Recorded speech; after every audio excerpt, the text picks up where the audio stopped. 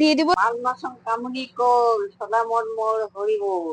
একদম ভাবে মাংস রান্না করে খাওয়া, এটা খেতে খুবই সুস্বাদু। নমস্কার বন্ধুরা, welcome to my another blog. তো আজকে আমাদের বাড়িতে চলে এসেছে গেস্ট। তো আজকে আমি বানাবো বাঙালি স্টাইলে মটন কষা। তো এই যে দেখো বন্ধুরা, আমার হাজবেন্ড সকালবেলা বাজার থেকে ফ্রেশ ফ্রেশ একদম টাটকা মাংস নিয়ে চলে এসেছে। তো এই মাংসটা আমি আগেই ধুয়ে রেখেছি, তো এখন এটাকে রান্না করব। তো ফার্স্ট আমি উনানটাকে জ্বালাবো। তো এই পাটকাঠি গুলাকে জ্বালাচ্ছি।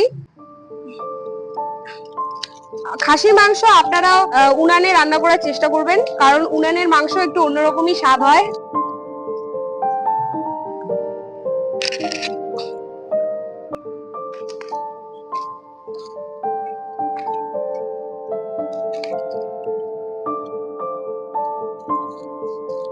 তো কড়াইটা আমার গরম হয়ে গেছে, এখন দিয়ে দিব তেল। তো মাংসতে আমি আলু ইউজ করব, তো আলুটাকে আমি প্রথমেই ডুমু ডুমু করে কেটে নিয়েছি। তো এখন আমি তেলের মধ্যে দিয়ে দিব আলু।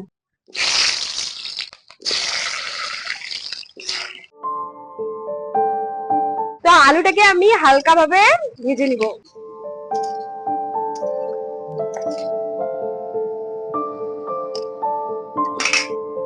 তো আমি এখন আমার পেঁয়াজ আর লঙ্কা গুলা ততক্ষণে ভাজা হোক, ততক্ষণে আমি বাকি মশলাগুলো রেডি করব। তো আমি এখানে আদা রসুন গুলাকে ভালোভাবে পেস্ট করে নিব।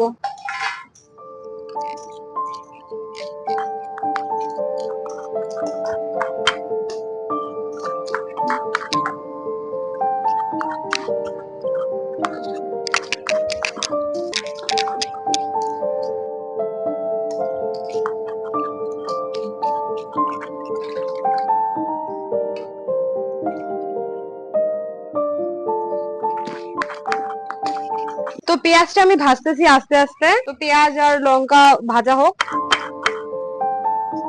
তো আমার আদা রসুন পেস্ট করা হয়ে গেছে। তো এখন আমি বেটে নিব জিরা। তো এটা আমি কড়াইয়ের মধ্যে দিয়ে দিব। তো পেঁয়াজটা আমার লাল লাল করে ভাজা হয়ে গেছে। তো এখন আমি খাসির মাংসটা দিয়ে দিব।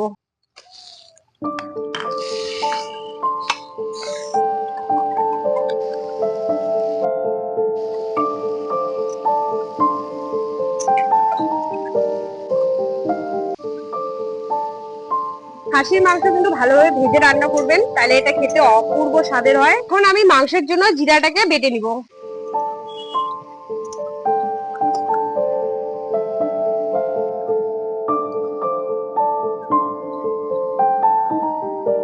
তো বন্ধুরা, এখানে আমি দিয়ে দিব পরিমাণ মতো লবণ। তো এখন আমি দিয়ে দেব পরিমাণ মতো হলুদ।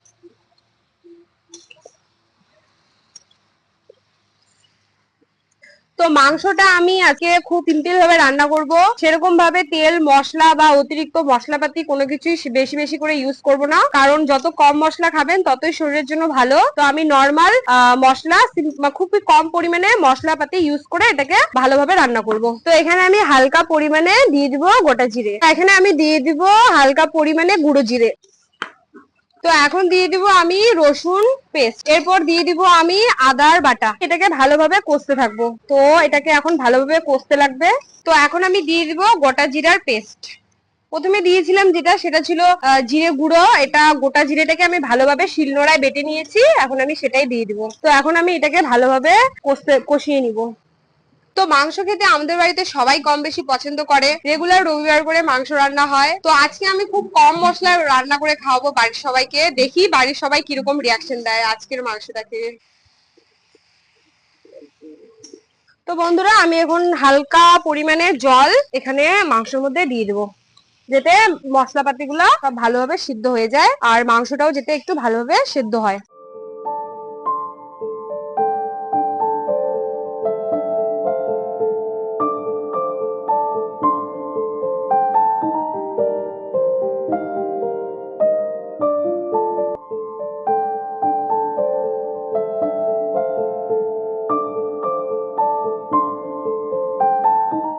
বন্ধুরা, খাসির মাংস কষা হয়ে গেছে। তো এখন আমি সেদ্ধ করার জন্য দিয়ে দিব জল।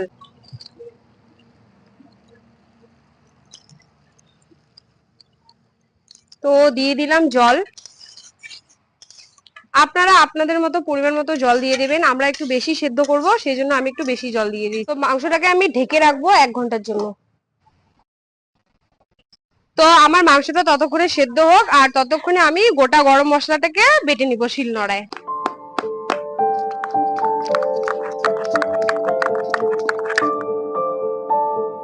তো খাসির মাংস মোটামুটি 20 মিনিটের মধ্যে সেদ্ধ হয়ে গেছে। তো এখন আমি দিয়ে দেবো আমার ভেজে রাখা আলুটা। তো এই ভেজে রাখা আলুটা এখন আমি এখানে দিয়ে দিব। হালকা ভাবে আমি এটাকে নাড়িয়ে দেবো, আবারও সেদ্ধর জন্য ঢেকে রাখবো।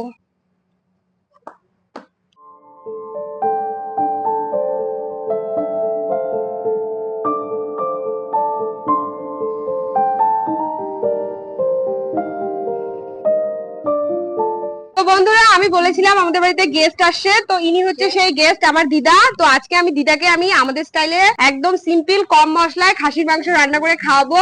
তো দিদা কিছু বলো তুমি।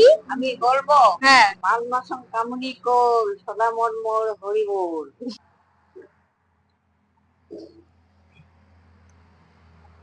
তো বন্ধুরা, মাংসটা আমার 1 ঘন্টা ধরে সেদ্ধ হয়ে গেছে। এখন দেখবো এটা সেদ্ধ হয়েছে কিনা।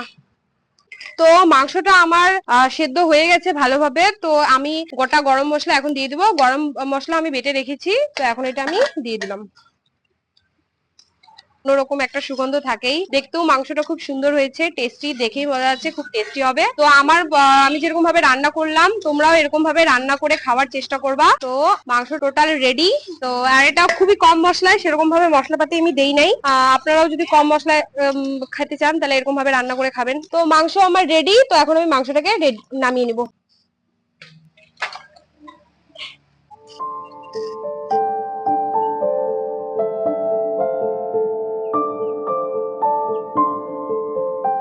তো মাংস তো রেডি। তো এখন আমি ভাতটা বসিয়ে দেব। তো ভাত আমি বসিয়ে দিলাম।